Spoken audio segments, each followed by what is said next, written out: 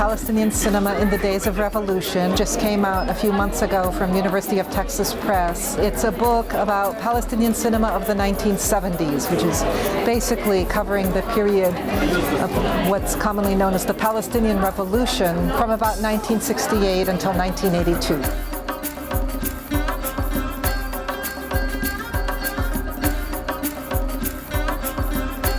This was the period when the Palestinians formed a resistance movement with the idea that they would liberate the homeland. The Palestinian refugees would be able to return to their homes themselves rather than waiting for other Arab countries to do that work for them. They formed the organizations and institutions on the ground, first in Amman and then in Beirut, were really sort of like the institutions of a nation. Among those institutions was the Palestinian Cinema Institution, which created films by Palestinians and others who were interested in the Palestinian cause and that served the Palestinian cause.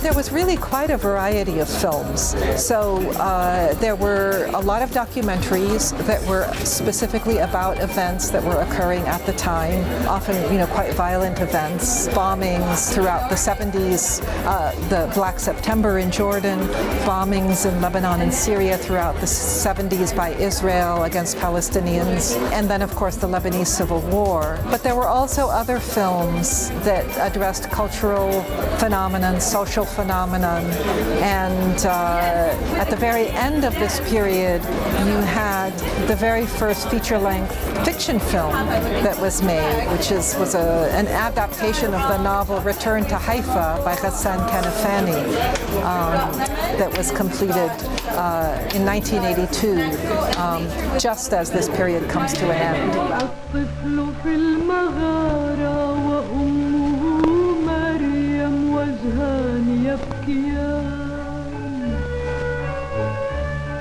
يبكيان لأجل من تشردوا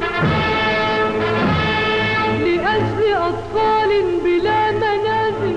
I'm a Palestinian American. My father is Palestinian. I actually began my career as a professor focusing on Arabic literature, and so my first book is on Palestinian oral poetry. But I was teaching classes, Arabic literature and translation, things like that. The issue of translation was always a frustration to me in the classroom. It can be difficult to find works that are well translated from Arabic into English. And so I started to work with more visual materials and films in particular as a means of bypassing some of these translation issues. And then from that began to write about cinema, and here I am.